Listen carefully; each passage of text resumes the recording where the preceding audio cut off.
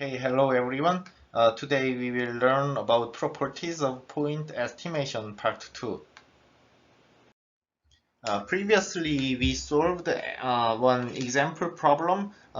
Now I want to solve one exercise problem and move on. This time I'd like to solve exercise problem 9.7. Suppose that y1 to yn denote a random sample of size n from an exponential distribution with density function like this. So this one follows exponential distribution with parameter theta. And so in this case, expected value of y is theta, variance of y is theta square. This is what we know. And in exercise 8.19, we determined that theta 1 hat is y1 is an unbiased estimator of theta. As everyone knows, this one is the minimum. So from ordered statistic, you know this notation. So if you don't remember, go back to section 6.7 and study about ordered statistic. And so n times y1 is an unbiased estimator for theta with mean square error theta 1 hat equals theta square. And consider the estimator theta 2 hat is y bar and find the efficiency of theta 1 hat relative to theta 2 hat. So to solve this problem, the goal to solve this problem is we want to find relative efficiency of theta 1 hat relative to the theta 2 hat.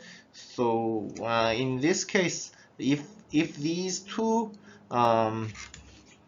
estimators are unbiased, then this is variance of theta 2 hat and divide by variance of theta 1 hat.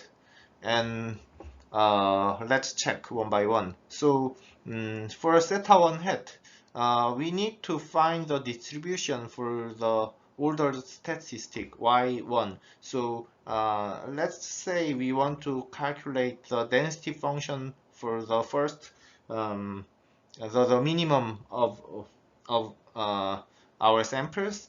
Then the formula is actually this formula is a theorem 6.5. So you look at the theorem 6.5, and by the formula the minimum is n times 1 minus f y to the n minus 1th and f of y. And from here, the fy is exponential distribution, and this thing is probability that y is greater than small y. And so this part is summing up from y to infinity and 1 over theta e to the minus y over theta and dy. This is minus e to the minus y over theta from y to infinity, and this is e to the minus y over theta. And so this one becomes n times e to the minus y over theta to n minus 1, and f of y, which is 1 over theta e to the minus y over theta.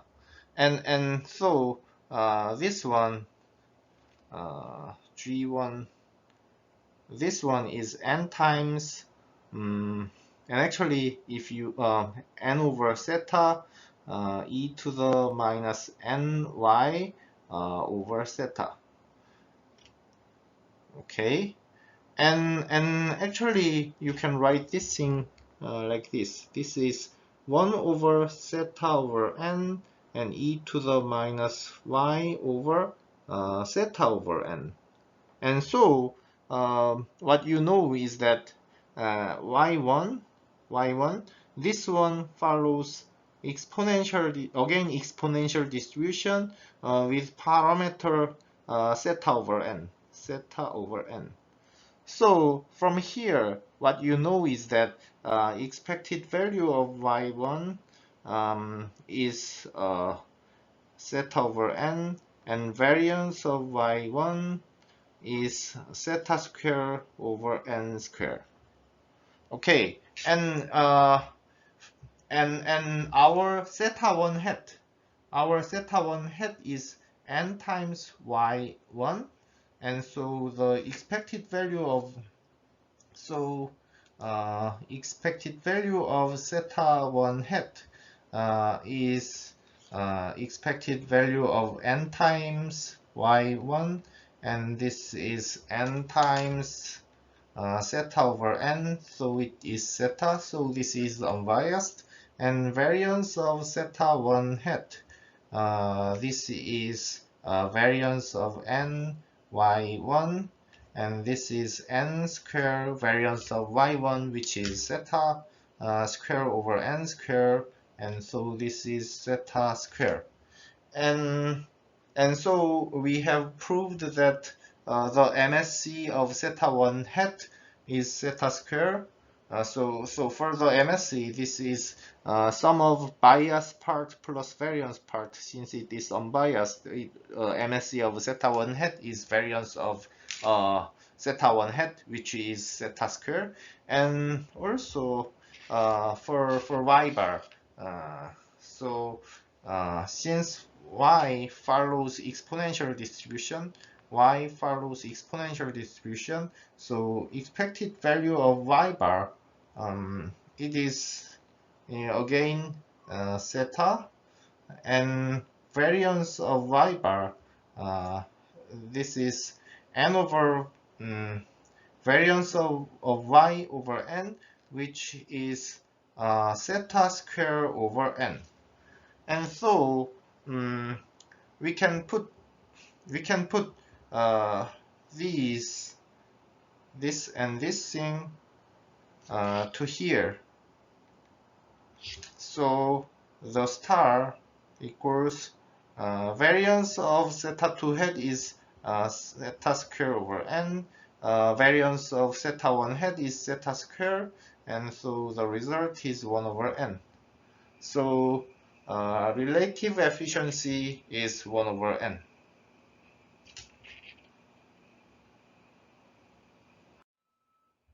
The homework for section 9.2 are these. Now let's move on to section 9.3, consistency. And usually people want our estimator is consistent. And what does it mean by consistent? And what's the measure for consistency? So let me give you an example. There is a Bernoulli trials, so there's y1 to yn, and each of yi follows Bernoulli distribution. Bernoulli distribution with probability of 0.5, and we want to get an estimate for our p, which is 0.5 Bernoulli p, and for our estimator, we can use sum of yi divided by n. P hat equals this thing. We can set this one as our estimator, and now so sum of yi, this is this one follows binomial distribution. Anyway, let our p hat as our estimator, and as we increase the number of trials, so trial is start from 0 and it goes to 1000 trials, and as we have increased trials, the p hat mean of the Bernoulli trials converges to 0.5. And actually we want to define consistency from this kind of observations. And so this is only one trial, and we can do multiple trials. Like we do 50 sequences of 1000 Bernoulli trials, and we overlap the sequences, then we get this kind of result. And as you can see, the variance around this 0.5, it's getting smaller and smaller. So here it have larger variance, and the variance is getting smaller and smaller. And as you increase your trial, this will getting smaller and smaller, and that's uh, what the idea of consistency comes from. So as n goes large, for any given epsilon, for any epsilon greater than 0, for any epsilon greater than 0, the probability of this thing, the probability of y over n is close to p. As n goes to infinity, this one goes to 1. So this is what the consistency implies. This is definition for converging probability, and I will give you the more formal definition in the next slide. Here is the definition 9.2. The estimator theta n hat is said to be a consistent estimator of theta if for any positive number epsilon, if for any positive number epsilon, the probability of theta n hat, our estimator, minus theta is less than epsilon. The probability of this thing goes to 1 as we increase the number of n large. And equivalently this notation as well. And if this holds, we can also say that theta n hat is consistent estimator for theta, and also we can say that theta n hat converges in probability to theta. So this is the definition of converging probability or consistent estimator. Let's move on to theorem 9.1. An unbiased estimator theta n for theta is consistent estimator of theta if the variance of theta n hat goes to 0 as n goes to infinity. And actually, we know some of this kind of estimator. So let me give you an example, like y bar. If you are using y bar to estimate your p, in the previous example, actually that this is so the variance of y bar, it's n over something, square root of n over p 1 minus p or something. I think it will be this one. And so this one goes to 0 as if you take limit as n goes to infinity, then variance of y bar, this one goes to 0. So your y bar is consistent estimator for p in the opening example. Okay, so we can check that by applying theorem 9.1. So the next thing is how we can prove that, how we can prove this. So let's try to prove theorem 9.1. So we will going to use Chebyshev's theorem, which is this thing, and also to prove that the consistent estimator, to prove converging probability, the definition is this thing. So what we can do here is let our k equals sigma over epsilon. So uh, so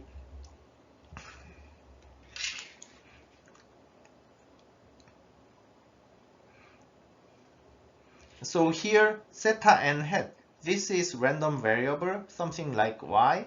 So for a given epsilon, which is greater than 0, probability of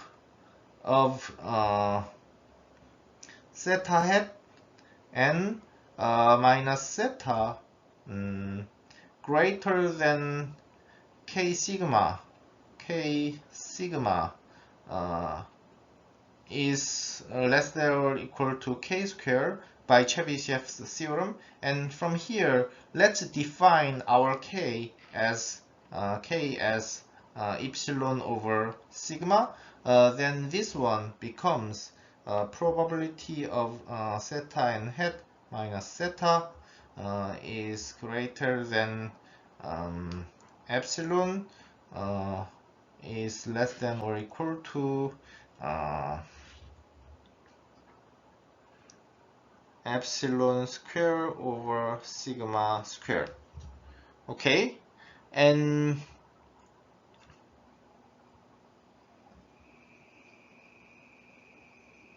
oh wait, sigma square over epsilon square, and here the sigma square is variance of so, and actually this one is epsilon, and sigma square is variance of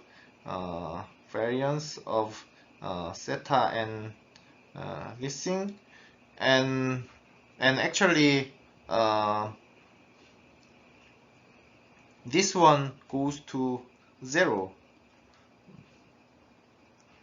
This one goes to 0 because of this thing.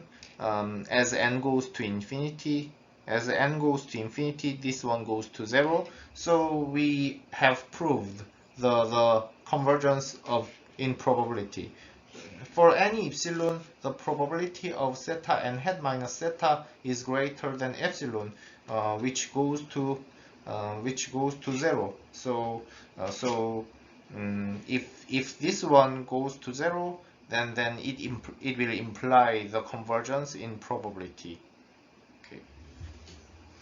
Let's move on to example 9.2. Let y1, y2, and yn denote a random sample from a distribution with mean mu and variance sigma square. Suppose that y and bar, which is mean of y, is a consistent estimator of mu. Okay, so we want to show this. Note, we use the notation y and bar to explicitly indicate y bar is calculated by using a sample of size n. Okay, so let's try to solve this. From the previous theorem, firstly, we know that expected value of y and bar is mu, and so is an unbiased estimator.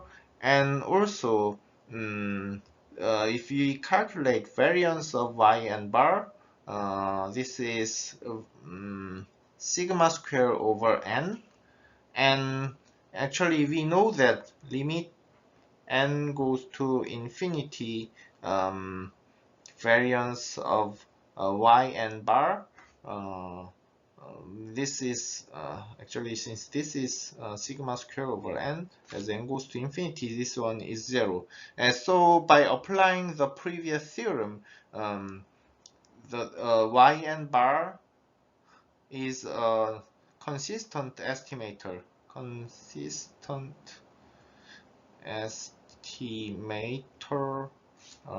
for mu of mu. Okay. Actually, the result of the example 9.2 is the proof of the law of large numbers. The law of large numbers implies that as a sample size grows, its mean gets closer to the average of the whole population mean, mu, and which is this statement. Y bar is a consistent estimator of mu, which means Y bar converges in probability to mu. That's the law of large numbers, and this law of large numbers theorem can be proved by applying the previous theorem. Okay. Let's move on to theorem 9.2. Suppose that theta and het converges in probability to theta, and that theta and dash converges in probability to theta dash. Theta prime, okay, theta and prime to theta and theta prime.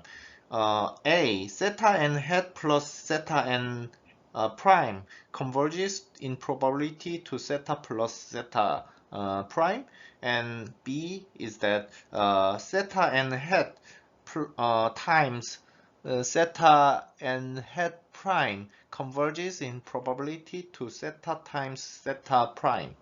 And number C is if theta prime is not equal to 0, then theta and het divided by theta and prime converges in probability to theta divided by theta prime.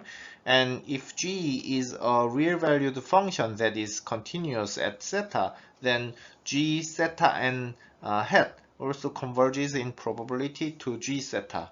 And actually, for the proof for the theorem 9.2, they are similar to sequential convergence. So if sequences of AN converges to A and sequences of BN converges to B, then AN plus BN converges to A plus B or something like this. So they have similar proofs for the sequences. So I will just prove number A and we'll move on. So if you guys are interested in prove it by yourself, but for this time I will prove just for A. So for a given epsilon which is greater than 0, the probability of absolute value of theta n plus theta n prime minus theta n minus theta theta n, not theta n, theta n theta prime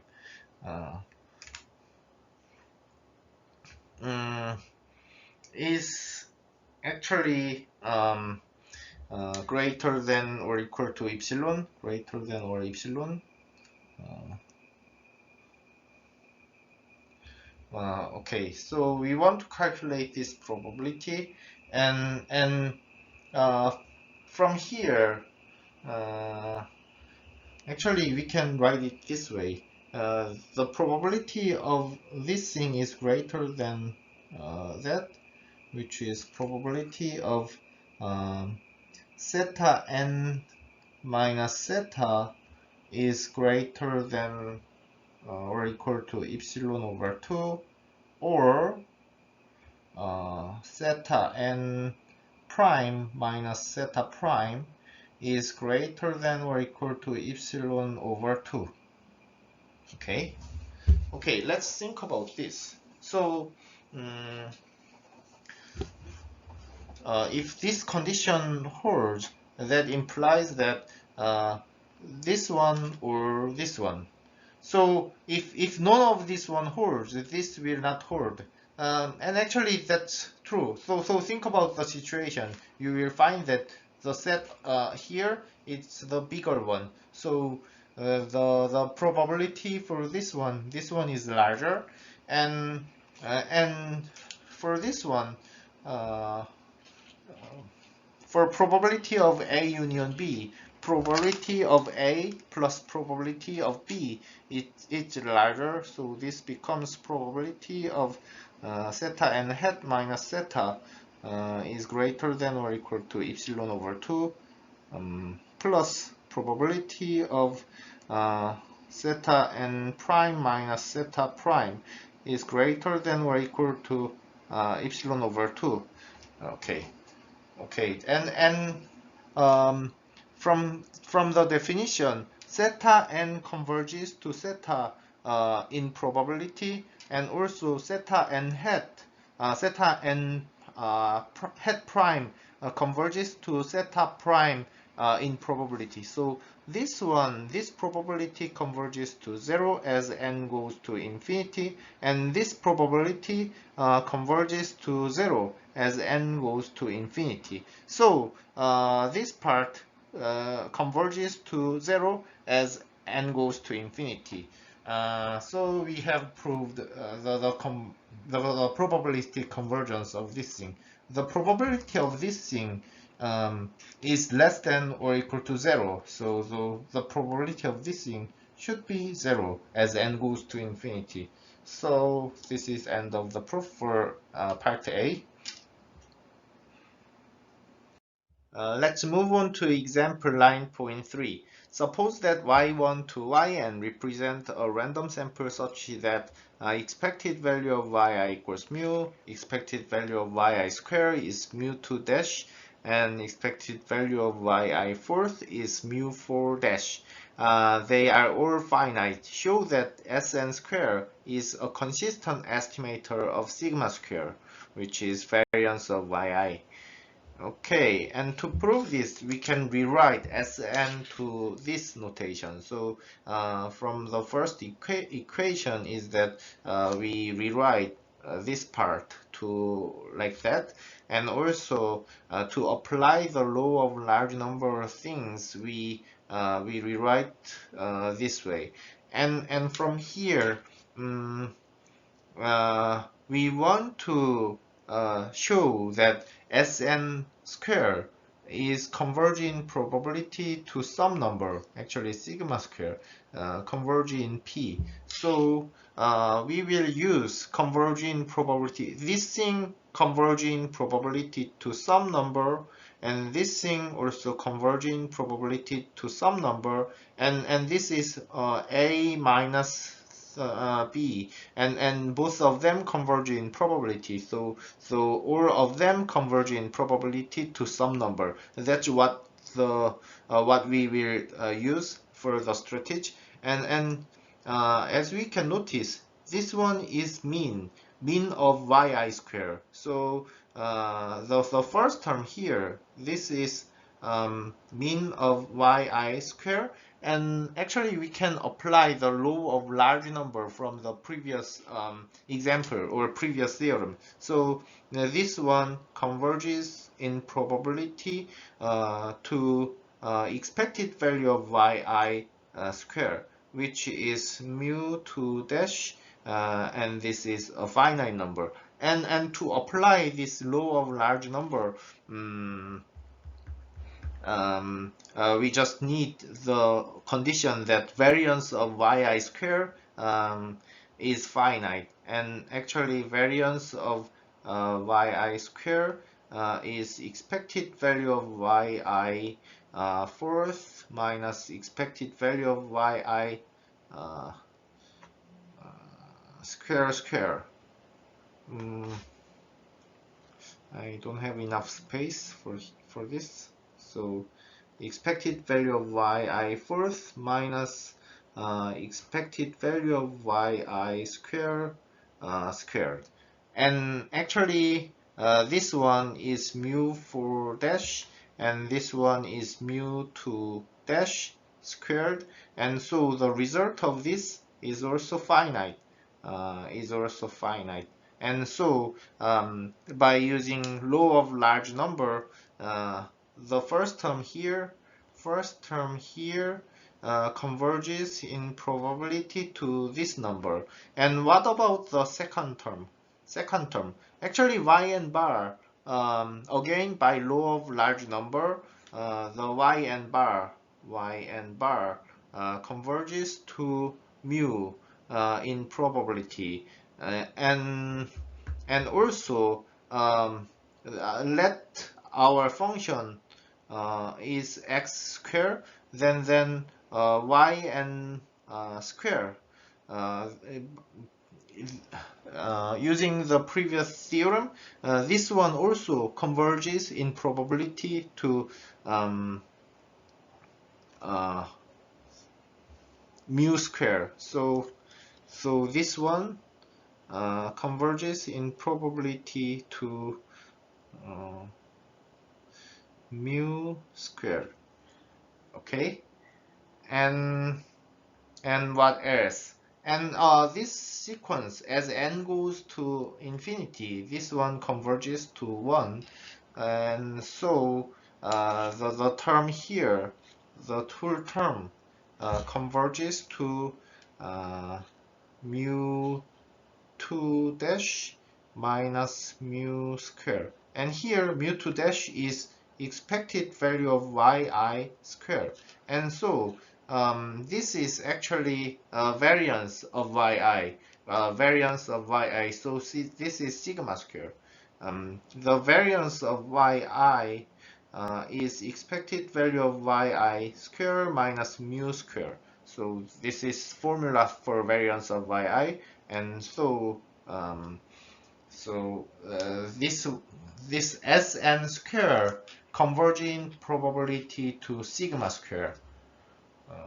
So this is the proof. Let's move on to theorem 9.3. Suppose that un has a distribution function that converges to a standard normal distribution as n goes to infinity, and wn converges in probability to 1. Then distribution function of un divided by wn converges to a standard normal distribution function.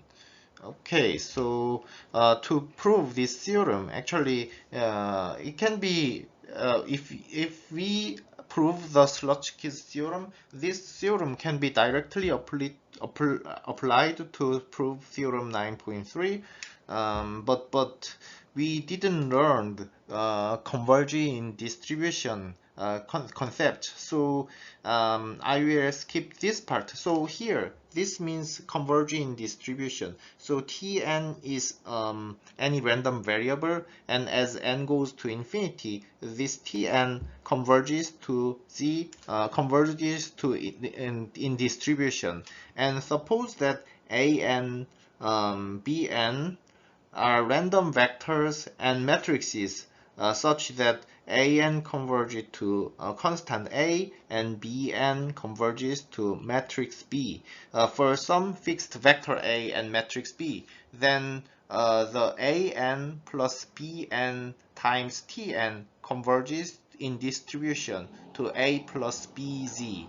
Here, note that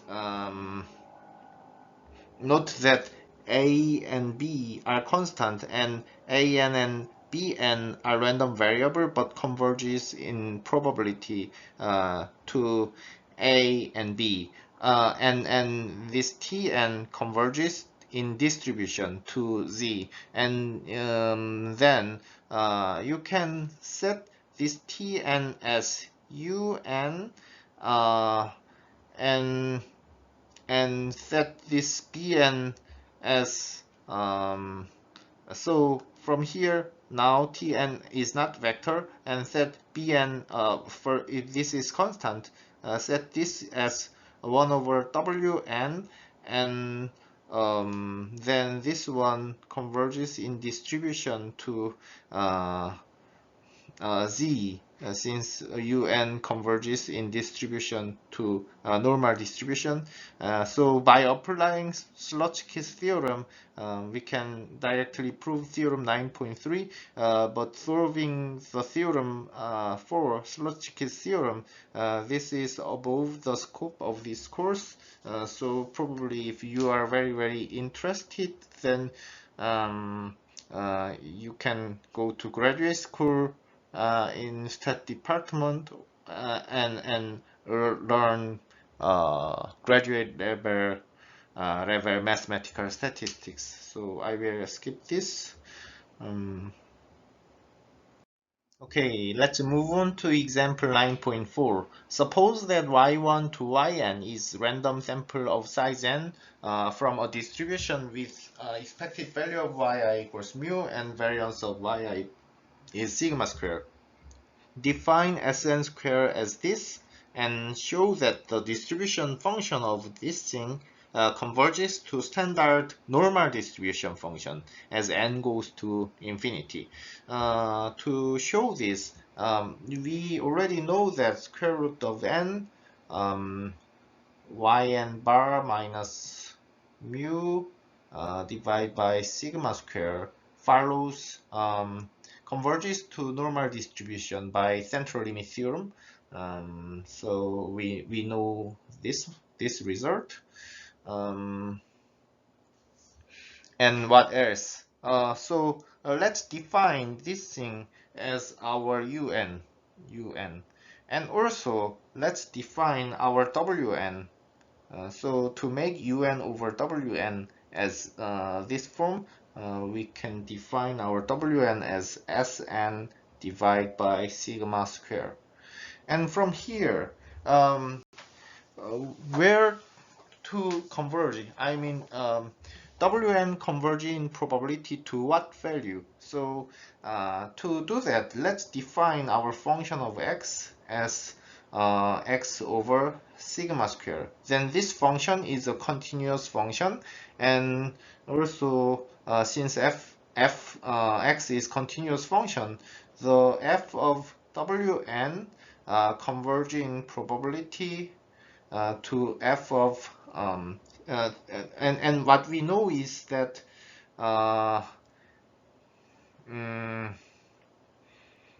Sn converging probability to sigma square, and so we will apply Fsn, and by the theorem, if f is a continuous function, f of Sn converging probability to f of sigma square, and f of sigma square is sigma square over sigma square, and this is 1. So we have showed that Wn, this is our Wn, converges in probability to 1, and so un divided by Wn, the un converges to normal distribution, Wn converging probability to 1, so this one converges to the standard normal distribution with mean 0 and standard deviation 1. Okay, so this is the proof.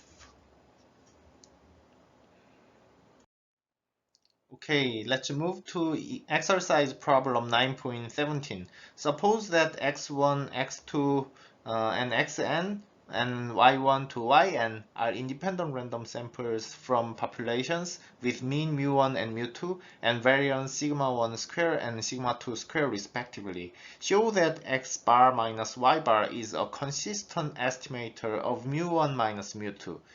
Okay, to show this, actually we know that x bar converging probability to mu1 by law of large number, and to apply the law of large number, we need to show that the variance of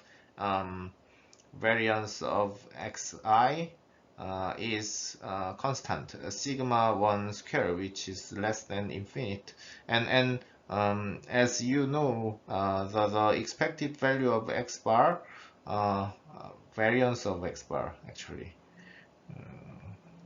variance of x bar, which is sigma 1 square over n. As n goes to infinity, this one goes to 0.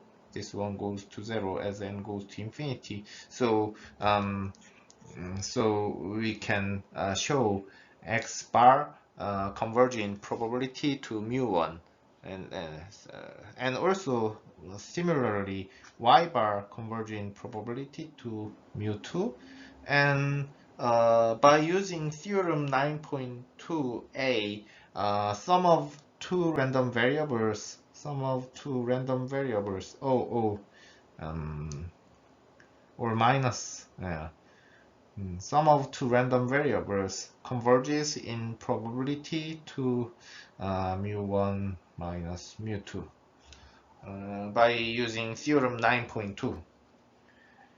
Okay, and this is the proof for 9.17. Homework for 9.3 are these.